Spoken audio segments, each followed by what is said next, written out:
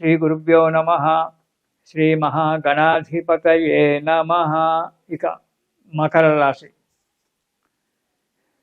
ఈ రాశి వారికి మార్చి 18 వరకు ఆదాయం 8, వ్యయం 14. మార్చి 19 నుంచి ఆదాయం 2, వ్యయం 8. ఈ రాశి వారికి మే 25 వరకు గురుడు 6వ ఇంట ఉండడం వల్ల వ్యాపారం మందుకోడిగా నడుస్తుంది. ఉద్యోగంలో కూడా ఉద్యోగస్తుల కొంత డెవలప్మెంట్గా ఉండదు. కొద్దిగా అనారోగ్యం కూడా ఏర్పడడానికి ఆస్కారం ఉంది. మనశ్శాంతి లేకుండా మే 20 వరకు అనుకోని కొన్ని చిక్కులు రావడము, ఆ చిక్కులలో సతమతమైపోయి మానసికంగా, ఆర్థికంగా, ఆరోగ్యంగా కూడా కొంత దెబ్బతినడం అనేటువంటిది జరగడానికి ఆస్కారం ఉంది. మే 26 నుంచి సప్తమ స్థానానికి గురుడు ఉచ్చ స్థానంలోకి రావడం వల్ల, శని 3వ స్థానంలో యోగకారకుడై ఉండడం వల్ల తలిచిన కార్యక్రమాలన్నీ శుభంగా జరగడానికి ఆస్కారం ఉంది. ఒడిదుడుకులు లేని జీవితం జరుగుతుంది. కొన్ని పనులు ఆలస్యంగా జరిగినప్పటికీ కూడా ఆ పనులలో సఫలీకృతమై మనశ్శాంతితో జీవితాన్ని గడపడానికి ఆస్కారం ఉంది. మీ మనోధైర్యమే మిమ్మలను సదా కాపాడుతుంది. ఆదాయం బాగానే ఉంటుంది, కానీ ఖర్చులు అధికంగా రావచ్చు. ఇంట్లో కావచ్చు, బయట కావచ్చు, కొన్ని ఖర్చులు అధికంగా రావడం ఉంటుంది. ఆ ఖర్చులు భరించాలి, తప్పదు. కానీ సంఘంలో పేరు ప్రఖ్యాతులు మాత్రం మంచిగా పెరుగుతాయి. 10 మందిలో భేష్ అని చెప్పి అనిపించుకుంటారు. వాటి గురించి మీరు ప్రయత్నం చేయడం కూడా జరుగుతుంది. మీ నమ్మకము, మీ మనోధైర్యమే మిమ్మలను సదా కాపాడుతుంది. కాబట్టి మనోధైర్యాన్ని వదిలిపెట్టక ఓపికతో, శ్రద్ధతో కనుక పనులు చేసినట్టయితే వాటిలో విజయం సాధించడానికి మనకు అనుకూలంగా ఉంటుంది. కాబట్టి మనోధైర్యాన్ని వదిలిపెట్టకండి. ఓపికతో, మనశ్శాంతితో, నిదానంగా పనులు చేస్తూ రండి. దానివల్ల అనుకున్న దానికంటే ఎక్కువ లాభాలు కూడా రావడానికి ఆస్కారం ఉంది. స్థిరాస్తులు, చిరాస్తులు కొనేటువంటి ఒక యోగం కనబడుతోంది. కొంటారు కూడా. మీరు చేసే దైవమే, మీరు పూజించేటువంటి ఒక దైవమే మీకు ఎప్పుడు సహకారిగా ఉంటాడు. కాబట్టి ఆ దైవాన్ని వదిలిపెట్టకుండా ప్రతిరోజు పూజించండి. మానసిక ఆనందంతో ఉంటారు. ప్రయాణాలలో కొన్ని ఇబ్బందులు ఎదుర్కొనవలసి వస్తుంది. కాబట్టి ప్రయాణాలు చేయడంలో జాగ్రత్తగా అవసరం ఉంటుంది. ప్రతి ప్రయాణంలో, ఏ ప్రయాణమైనా కానీ జాగ్రత్తగా ఆలోచించి ప్రయాణం చేయండి. జాగ్రత్తగా ప్రయాణం చేయండి. ఇక కొన్ని విషయాలలో కొన్ని ఇబ్బందులు ఎదుర్కొనవలసి వస్తుంది. అవి కూడా తొందరగా సమసిపోతాయి. తలకు సంబంధమైన వ్యాధి చేత కొంతకాలం బాధపడవలసి రావాల్సి వస్తుంది. దాని గురించి వైద్యశాలలు తిరగడము, డబ్బు ఖర్చు పెట్టడం జరుగుతుంది. అది వ్యాపారస్తులకు అనుకున్నంత, ఆశించినంత ఆదాయం రాకపోవచ్చు. అభివృద్ధి బాగానే ఉంటుంది. కొన్ని అన్ని క్రెడిట్గా ఉంటాయి.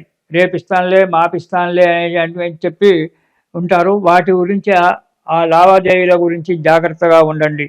ఎప్పుడైతే లావాదేవీలు ఉంటారో ఎదుటి వ్యక్తి యొక్క గుణగణాలు చూసి ఎక్కడ పోవు అన్నప్పుడే ఈ వ్యక్తి దగ్గర నా డబ్బు ఎక్కడ పోదు అనేటువంటి ఒక నమ్మకం ఉన్న వ్యక్తులకు మాత్రమే క్రెడిట్గా ఉండండి. తక్కిన వాటికి మాత్రం ఇస్తే తీసుకోండి, లేదా లేదు అని చెప్పండి. అంతేగాని అక్కడ మొహమాటం అనేటువంటిది పనికిరాదు. జాగ్రత్తగా కొత్త వ్యాపారాలకు ప్రయత్నం చేయడం జరుగుతుంది. కానీ ఆ ప్రయత్నాలు ఎంతవరకు సక్రమంగా జరుగుతాయో తెలియదు. ఇక ఉద్యోగస్తులకు మంచిగానే ఉంటుంది. ప్రభుత్వంలో చేసే ఉద్యోగస్తులకు స్థానచలనం ఏర్పడుతుంది. బదిలీలు కావడం జరుగుతుంది. ప్రైవేట్ సంస్థలలో ఉద్యోగాలు అయితే ఉన్నారో వారు ఉద్యోగాలు మార్చుకోవడము జరుగుతుంది. ఆ మార్చుకునేటప్పుడు ఆ కంపెనీ గురించి ప్రతి విషయం సహజంగా తెలుసుకొని మారండి. ప్రభుత్వ ఉద్యోగస్తులకు స్థానచలనం ఎక్కడి నుంచి ఎక్కడికి ట్రాన్స్ఫర్ అవుతారో తెలియదు. అనుకున్న చోటికి దొరకకపోవచ్చు. మీకు ఇష్టం లేని చోటికే మిమ్మల్ని బదిలీ చేయవచ్చు. కానీ తప్పదు, వెళ్ళాలి, చెయ్యాలి. మే 25 తర్వాత ఉద్యోగస్తులకు, కొంతమంది ఉద్యోగస్తులకు అంటే సీనియారిటీ ఉండి మంచి పని చేసేటువంటి ఉద్యోగస్తులకు ప్రమోషన్లు రావడం అనేటువంటిది జరుగుతుంది. నిరుద్యోగులకు ఉద్యోగాలు రావడం జరుగుతుంది. పర్మనెంట్ కాని వారికి పర్మనెంట్ కావడం జరుగుతుంది. కాబట్టి మే 26 నుంచి కొంతవరకు ఈ మకర రాశి వారికి 75% మంచి జరుగుతుంది. 25% మాత్రం దెబ్బతినవలసి వస్తుంది. జాగ్రత్తగా ఉండండి. ఇక విద్యార్థులకు చాలా కష్టపడవలసి వస్తుంది. విద్యార్థులు ఏ విషయంలో శ్రద్ధ పెట్టరు. తల్లిదండ్రి కానీ గురువు గారు కానీ చెప్పినటువంటి ఒక మాటలు వినరు. మాదే గొప్ప, మేమే గొప్ప అని చెప్పి మాట్లాడుతుంటారు. ఎదురు ప్రశ్నలు వేయడము, ఎదురు జవాబులు ఇవ్వడము ఇలాంటివి జరుగుతుంటాయి. విద్యార్థులకు శ్రమ తగ్గిపోతుంది. దానివల్ల విద్యార్థులకు అడుగు ముందుకు పడడం చాలా కష్టం.